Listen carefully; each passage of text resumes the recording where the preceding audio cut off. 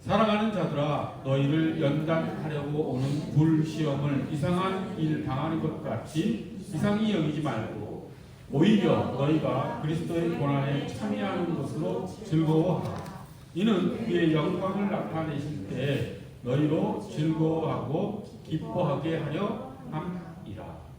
아멘. 오늘 설교 제목은 대단히 도전적입니다. 자살하면 지옥 갈까? 라고 하는 설교 제목으로 하나님께서 우리에게 주시는 말씀을 우리가 듣도록 하겠습니다. 흔히 자살하면 지옥 간다라는 말이 기독교 안에 통용되고 있습니다. 실제로 중세 카톨릭 교회에서는 자살한 사람들은 교회 묘지에 안치시키질 않았습니다. 그들이 하나님의 뜻에 벗어나서 자신의 뜻으로 죽었기 때문이겠지요. 하지만 또 마르틴 루터는 그러한 가톨릭 교회에 어떤 성경에 나와 있지는 않죠. 뭐 자살한 사람은 묘지에 붙지 마라 이런 말이 성경에 나와 있지는 않습니다. 근데 이제 루터는 그런 관습에 대해서 반기를 들고 스스로 그 자살한 사람을 교회 묘지에 묻어줬다라고 합니다. 루터가 사업으로 땅을 파서 묻어줬죠. 그래서 이제 이게 논란이 되는 것이죠. 자살하면 과연 지옥에 갈 것인가 안 갈 것인가. 이것은 단언할 수 있는 문제는 아니라고 하는 것입니다. 그런데 자살하면 일반적으로 보통으로는 지옥에 갈 확률이 높죠. 그 이유가 성경에 단언해서 나와 있지는 않습니다. 하지만 성경 정신이라고 할까? 성경의 원리? 이런 것을 살펴봤을 때 자살은 하나님의 뜻에 어긋나는 행위라고 할 수 있습니다. 죄라는 게 무엇입니까? 하나님의 뜻에 따르지 않고 자기 뜻을 관철하는 것이지 않겠습니까? 그런 의미에서 자살이 극단적으로 자신의 뜻을 밀어붙였기 때문에 그것이 죄가 될 수 있는 것이고 심판의 근거가 되는 것이죠. 우리가 마지막 날에 구원받을 것이냐 심판받을 것이냐는 무엇에 의해서 결정이 되겠습니까? 우리의 행위에 의해서 결정이 될까요? 그럴 수 있는 거기에 합격할 수 있는 사람이 과연 그러면 얼마나 되겠습니까? 행위에 의해서 우리가 마지막 날 우리가 구원이냐 심판이냐 라는 것이 결정된다라고 했을 때 구원받을 사람은 아무도 없을 것입니다. 그때 구원은 믿음에 의해서, 하지만 믿음조차도 하나의 통로의 수단에 불과하죠. 은혜에 의해서 구원을 받는 것인데, 그러면 은혜에 의해서 어떻게 구원을 받느냐? 어떤 사람은 구원을 받고 어떤 사람은 심판을 받느냐라고 하는 것은 그 개인이 하나님의 뜻을 받아들이느냐, 아니면 끝까지 그 마지막 날까지 하나님의 뜻을 거역하고 자신의 뜻을 밀어붙이느냐에 의해서 구원과 심판이 결정되겠지요. 그러니까 믿는 자들은 항상 그 하나님의 뜻이 자신의 삶 속에서 일어나기를 바라면서 살아가기 때문에 구원받은 자인 것이죠. 하지만 믿지 않는 자들은 그렇지 않죠. 자기 중심성을 더욱 강화하면서 하나님의 뜻이 아닌 자기 뜻대로 살아가기 때문에 하나님 나라에 들어가려고 하는 마음 자체가 없죠. 그래서 지옥은 하나님께서 그 사람을 잡아다가 집어넣는 곳이 아니라 스스로가 하나님의 뜻을 거절하고 자기가 스스로 지옥 문을 열고 들어가 문을 쾅 닫아버리는 것이죠. 심판은 그렇게 이루어지는 것이죠. 자, 이 관점에서 바라봤을 때 자살하는 사람은 과연 구원을 받을 것인가, 구원을 받을 수도 있는가, 또는 그들은 전부 지옥에 갈 것인가 라고 하는 문제는 일률적으로 재단할 수 없다라고 하는 것을 우리가 알 수가 있습니다. 성경에는 자살한 사람들이 몇몇 나와 있지요. 그렇게 많이 나와 있지는 않습니다. 성경에 이제 나와 있는 자살자들을 보면 그들이 과연 구원받았을까 심판받았을까 라고 하는 것을 어느 정도 우리가 유추할 수는 있죠. 단정할 수는 없지만 성경에서 자살한 사람의 가장 유명한 사람이 누굽니까? 가룟 유다이지요. 가룟 유다는 자신의 행위에 대해서 후회하고 자신이 얼마나 엄청난 일을 저질렀는지를 깨닫고 자살했습니다. 그렇죠? 그런데 우리가 가룟 유다의 자살을 보면 흔히 비견되는 게 누구냐면 베드로이죠. 베드로나 유다나 함께 예수님을 배신한 건 같은 것이라고 할 수 있습니다. 하지만 가룟 유다는 어땠습니까? 후회에 머물고 자살로 생을 마감했지만 베드로는 어떻게 했습니까? 후회에 머무는 것이 아니라 회개하고 하나님께 돌아서서 자신의 삶의 전부를 하나님께 드리는 삶으로 나아갔지요. 자, 우리가 여기서 누가 하나님 나라에 들어갈 것인가?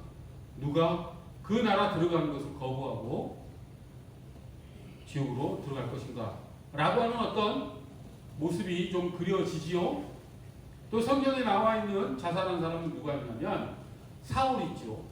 그리고 아히도벨이라는 인물이 있습니다. 그리고 시므이라는 인물이 있습니다. 그리고 삼손이라는 인물이 있습니다. 이들이 이제 성경에 나오는 자살자들이죠. 그럼 먼저 우리가 더 잘 아는 사람부터 점검해 나가면 사울은 어떻게 자살을 하냐면 이제 블레셋과의 전투에서 전세가 기운 것을 압니다. 그리고 자신이 부상을 크게 입고 이제 이 전투를 계속 지속해 나가다 보면 자신이 블레셋에게 사로잡힐 것을 이제 확신합니다. 그러자 사울이 자기 병기를 들고 다니고 자기를 이렇게 같이 전투에 나갔던 병사에게 나를 찌르라, 그 칼로 나를 찌르라 라고 명령을 합니다. 하지만 그 병사가 어떻게 그럴 수 있겠습니까? 그래서 그것을 거절하자 사울은 칼을 자기 몸을 향해서 놓고 거기에 엎어져 자살을 합니다. 그러니까 사울이 자살한 이유는 무엇입니까? 수치죠, 수치. 그 수치를 당할 것이 죽는 것보다 싫었던 것이죠. 거기에 블레셋인들에게 잡혀서 결국 또 목이 베어질 수도 있겠죠.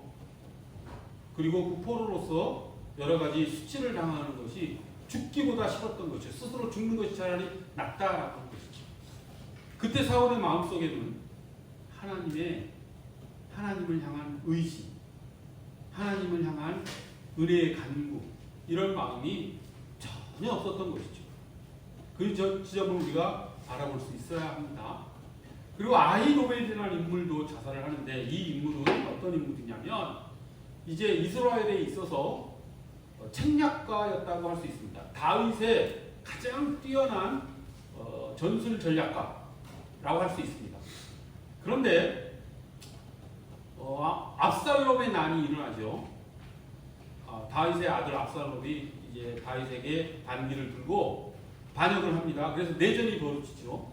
그때 이 아히도벨이 압살롬 편을 듭니다.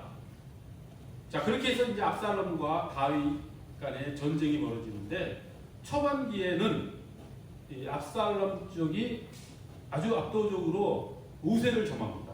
그래서 다윗이 이스라엘 그 성에서 도망할 수밖에 없는 처지에 빠지지요. 그래서 다윗이 이스라엘 성을 버리고 도망합니다. 그때 이제 아히도벨이 빨리 다윗을 추격해서 사로잡아 이 거사를 승리로 이끌어야 된다라고 하며 아히도벨이 스스로 군사 만여 명을 이끌고 나가려고 합니다. 그때 이제 후세라는 인물이 거기에 대해 반대를 하죠. 다윗은 수십 년 전쟁에서 잔뼈가 굵은 사람이다. 우리가 이렇게 성급하게 다윗을 잡아러 갔다가는 오히려 역습을 당할 수 있다. 그러니 우리 군대가 다 모이고 전열을 정비를 하고 우리가 온전히 힘을 비축한 상태에서 다윗을 잡으러 가야 된다. 하는 계책을 내놓습니다. 근데 이 후세는 스파이였죠, 스파이. 다윗에게 충성하는 신하였지만 압살롬 편에 남아 있어서 압살롬이 이게 불리한 전략을 내놓는 그런 역할을 했던 사람입니다. 그런데 압살롬은 아히도벨의 계책을 따르지 않고 후세의 계책을 따릅니다. 그 모습을 아히도벨이 보고 아히도벨은 이스라엘 거기에서 짐을 다 뿌리고 자기 고향으로 내려가서 목을 매 자살을 합니다. 아히도벨이 자살한 이유가 무엇이겠습니까? 그는 대단한 책략가였기 때문에 전쟁이 어떻게 전개될지를 이제 내다본 것이지요. 자신의 계책이 단순히 받아들여지지 않은 것에 이 아히도벨은 절망한 것이 아니라 그 기회, 그러니까 다윗이 힘을 이렇게 정비하지 못하는 그 기회를 놓치고 다윗을 이렇게 멀리 가서 힘을 비추게끔 만들었을 때 그 이후에 벌어지는 그 상황에서 압살롬이 이길 수 없다라는 것을 알았기 때문에 이제 그렇게 해서 다시 다윗이 압살롬을 내몰고 권력을 잡으면 자신이 어떻게 될 것인지를 알았기 때문에 아히도벨은 자살한 것이죠. 자, 우리가 여기서도 아히도벨이 왜 자살했는지를 한번 분석을 해봅시다. 이 사람은 미래의 자신의 처지가 어떻게 될지, 자신이 다시 이제 그 반역자로서 처형당할 것을 알았기 때문에 자살한 것이죠. 어떻게 보면은 똑똑한 그런 판단일 수 있습니다. 하지만 그 아히도벨의 마음속에 하나님을 의지하는 마음이 어디 있습니까? 자신이 하나님께 다시 돌아서려고 하는 마음이 어디 있습니까? 없지요. 자신의 뜻대로, 자신의 뜻이 자살이라고 하는 생명을 앗아가는 것이라 할지라도, 자신의 목숨을 없애는 것이라고 할지라도 그는 자기 뜻을 관철해버린 것입니다. 마지막 날에 그 아히도벨이 하나님의 뜻에 순종하겠습니까? 그런 마음을 갖던 사람이, 자살하기까지 자기의 뜻을 굽히지 않았던 사람이 마지막 날에 하나님의 은혜 가운데 무릎을 꿇고 하나님의 뜻에 순종합니다라는 고백을 할 수 있겠습니까? 못한다는 것이죠. 시므리라는 인물도 있습니다. 그 시므리라는 인물은 이제 북이스라엘 왕권 찬탈 과정 속에서 오므리에게 이제 밀려난 사람인데, 이 시므리는 오므리가 군대를 이끌고 자신의 왕국으로 쳐들어오는 모습을 보고 그냥 미리 이것은 게임이 안 되는구나, 그럼 전투를 해봤자 안 된다라고 판단하고 자살해버립니다. 그러니까 이 시므리의 마음속에도 하나님과의 어떤 관계 속에서 어떤 결정을 하는 모습이 전혀 보이지 않죠. 그러니까 이런 측면에서 자살한 사람들은 하나님과의 전혀 관계없는 곳에서 자신의 뜻을 극한으로까지 밀어붙인 사람이라고 할 수 있습니다. 그 사람이 지옥 가는 사람이 아니면 누가 지옥을 가겠습니까? 물론 단정을 할 수는 없겠죠. 근데 그렇게 될 확률이 대단히 높다라고 하는 것이죠. 그러면 이렇게 성경에 나오는 거의 대부분의 사람들이 지옥에 갈 확률이 대단히 높은 그런 모습을 보여줬는데 다 그런 것인가? 그렇지 않은 경우도 있다라고 하는 것이죠. 삼손의 경우입니다. 삼손은 어떻게 죽습니까? 자신이 그 블레셋의 그 신전에서 자신이 그 놀잇감, 조롱감이 되는 그 환경 속에서 그 건물의 기둥을 무너뜨려서 다른 사람들, 블레셋 사람들, 고위 관직에 있는 사람들, 그다음에 장군들이 있는 곳에서 그 기둥을 무너뜨려서 자기도 죽고 블레셋인들도 죽이는, 수천 명을 죽이는 그런 마지막을 그 삼손은 선택을 하죠. 그것도 어떻게 보면 자살이라고 할 수 있습니다. 그런데 그 삼손은 어떻습니까? 그것을 자살했으니 무조건 지옥에 간다라고 판단할 수 있겠습니까? 그러기 어렵죠. 삼손은 히브리서 11장 믿음의 장에서 믿음의 영웅으로 그 이름이 기록된 사람입니다. 자살했음에도 그렇게 히브리서에서 판단한 것으로 봤을 때 삼손은 지옥 가지 않았을 확률이 거의 확실하죠. 따라서 자살이라고 하는 그 행위 자체가 천국이다 지옥이다 라고 하는 것을 결정할 수 있는 기준은 절대 아니라고 하는 것입니다. 우리가 구원받느냐 심판받느냐는 다시 한번 말씀드리지만 하나님의 은혜에 의해서 우리의 구원은 결정이 되는 것이죠. 은혜에 의하여 믿음으로 말미암아 우리는 구원받는 것입니다. 우리가 심판받는 이유는 하나님의 뜻에 순종하지 않기 때문에 자기 뜻대로 하나님의 뜻에 굴복하느니 차라리 나는 지옥에 가겠다라고 하는 그 정도로 자기 중심성이 강하기 때문에 그들은 지옥으로 들어가는 것입니다. 세상에는 두 종류의 사람이 그래서 있다라고 할 수 있습니다. 하나님 제 삶 가운데 하나님의 뜻이 이루어지기를 원합니다 라고 고백하며 살아가는 사람, 또 하나는 하나님께서 그들에게 그래 네 뜻대로 살거라, 네 마음대로 한번 살아보거라 라고 하며 그 삶이 자기 힘과 자기 능력과 자기 뜻으로 살아가려는 사람들, 이 두 종류로 나눠질 수 있습니다. 자, 그런 가운데 우리는 어떤 선택을 할 것인지, 우리는 하나님의 자녀로서 어떻게 살아가야 될 것인지 라고 하는 것을 생각해 볼 수 있죠. 자, 그런데 우리가 이 자살을 다루는 데 있어서 조심해야 될 것이 하나 있습니다. 현대적 관점에서 봤을 때 자살자들이 다 하나님의 뜻에 어긋난 것인가 라고 하는 지점을 또 살펴볼 것이 있다라고 하는 것이죠. 자살하는 사람들은 거의 대부분 다 하나님의 뜻을 벗어나 자기 뜻을 끝까지 관철한 사람들인가? 그러므로 그들은 심판받을 것인가? 라고 하는 것을 점검해 나갈 때 꼭 우리가 고려해야 될 것이 있다라고 하는 것이죠. 첫 번째는 무엇이냐면은 이제 우리 뇌 이상에 의해서, 그러니까 신체의 이상에 의해서 이게 정신병이 올 수 있습니다. 그게 이제 조울증, 우울증, 조현병 이런 경우죠. 그러면은 뇌의 질병에 의해서 심한 우울증에 빠져 자살한 사람은 과연 자신의 뜻대로 그 자살이라는 행동을 한 사람이겠습니까? 그건 질병에 의해서 사망한 사람과 같은 경우이겠지요. 우리가 병에 걸려 사망한 사람을 지옥 간다라고 얘기할 수 없듯이 그렇게 질병에 의해 정신병이 나타나고 그로 인해서 자살한 사람들은 행위 자체는 자살자로 보일지 모르겠지만 실제는 질병에 의한 사망이라고 간주해야 될 것입니다. 그러니까 그런 사람들은 질병에 의한 사람과 같은 기준으로 구원과 심판이 결정될 것이라고 생각을 합니다.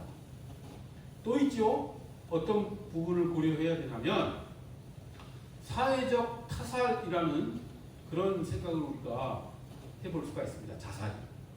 자살이 스스로 목숨을 끊는 행위이긴 하지만 그 사람이 자살에 이를 수밖에 없는 상황과 그 환경은 그 사람, 자살한 사람의 어떤 의지나 어떤 힘에 의해서 결정될 수 없었다라고 하는 것이죠. 사회의 구조와 어떤 불합리 이런 것들이 그 사람을 자살할 수밖에 없게끔 몰아붙인 그런 측면이 있죠. 그런 상황 속에서 자살한 사람을 누가 돌을 던질 수 있겠습니까? 만약에 어떤 사람이 고리 대금업자에게 돈을 빌려주고 그것을 갚지 못해서 그 압박이 너무 강해서 그 사람이 자살했다라고 칩시다. 그 사람이 진짜 자신의 의지에 의해서 자살한 것이라고 할 수 있겠습니까? 또 폭력에 의해서 일생을 고통당하며 살아가는 어떤 어린 영혼이 있다라고 해봅시다. 그런 영혼들이 많이 있죠. 남편과 부인 사이에도 있을 수 있고 부모와 자녀 사이에서도 그런 경우가 있을 수 있습니다. 또 다양한 상황 가운데에서 폭력에 노출되어서 정말 고통스럽게 살아갈 수밖에 없는 처지의 사람들이 있죠. 그 사람이 자살을 한다고 했을 때 누가 돌을 던질 수 있겠습니까? 이처럼 사회적 타살, 사회적 그런 불합리한 그런 거대한 사회의 악에 의해서 피해자로서 자살한 사람들은 일률적으로 심판받아야 된다라고 말할 수 없지요. 그렇기 때문에 우리는 자살하면 지옥 간다라고 단정적으로 얘기해서는 안 됩니다. 성경에서도 자살한 사람들이 다 지옥 가지 않았을 것이라고 추론할 수 있는 인물이 있었죠. 삼손이었습니다. 그렇죠? 이처럼 우리 사회에서도 만약에 자살한 사람이 있다면 그 사람의 그 상황과 환경과 그 사람의 마음, 이 모든 것을 판단해서 하나님께서 결정한 일이죠. 우리가 결정한 일은 아닙니다. 어쨌든 우리가 조심해야 될 부분은 자살하면 다 지옥 간다라고 하는 그런 고정관념 가운데 다른 사람의 행동을 판단하거나 하는 그런 정죄의식이겠지요. 그런 마음은 우리가 내려놓고 하나님의 은혜 가운데 살아가는 우리가 되기를 간절히 바랍니다. 이웃을 더 따뜻한 마음으로 하나님의 은혜 가운데 살아가기를 바라는 그런 마음으로 살아가기를 간절히 원합니다. 우리가 또 이 자살을 다룰 때 한 가지 또 짚어야 될 부분이 또 있습니다. 어떤 부분이냐면 자살할 정도까지 그 사람이 환경이 상황이 악화되었더라면 그 사람은 정말 절망적인 상황 속에 빠진 것이죠. 그런데 이 세상에 있는 모든 일들은 하나님의 허락하에서 하나님의 허용 가운데서 일어나죠. 그러면 하나님께서 직접적으로 그런 악한 일들이 그 개인에게 일어나게 하지는 않으시지만 사탄을 이용해서라도 그런 일들이 일어나게 허락하신 것은 맞습니다. 그러면 하나님께서 그렇게 어려움 가운데 절망 가운데 빠지게 자살할 수밖에 없는 상황에 빠지게 하는 그런 하나님의 뜻은 과연 무엇인가 라고 하는 것을 우리가 또 알아볼 수 있죠. 여기에서 우리가 그리스도인으로서의 어떤 능력을 발휘해야 합니다. 우리 삶 가운데 그렇게 어려운 일, 절망이라고 할 수 있는 일이 일어났을 때 우리는 어떻게 해야 할 것인가? 그 부분이죠. 고난이 닥쳤을 때 우리는 어떻게 해야 되는가? 그 고난에 우리가 져버려서 우리가 우리의 생명을 스스로 끊어버리는 그 길로 갈 것인가 말 것인가? 이것은 하나님께서 왜 그 일을 허용하시는가에 의해서 우리가 답을 찾아낼 수가 있습니다. 하나님께서 왜 그렇게 어려운 일, 절망에 빠질 수 있는 일을 허용하셨을까? 이게 기독교에 있는 고난의 역설에 관한 문제이죠. 그것을 우리가 십자가를 바라봤을 때 해답을 발견할 수 있습니다. 예수님은 인간이 처할 수 있는 가장 깊은 절망의 구렁텅이 속으로 걸어 들어가셨지요. 그렇게 해서 십자가에 못 박혀 돌아가셨습니다. 그때 예수님의 신체, 육체에 가해지는 고통도 어마어마했을 것입니다. 그리고 당시 이스라엘 사람들에 의해서 쏟아지는 조롱, 이런 심한 모욕, 이런 것들에 의해서 정신적인 고통도 엄청났을 것입니다. 또한 제자들에게 배반당한 그런 상처도 크셨을 것입니다.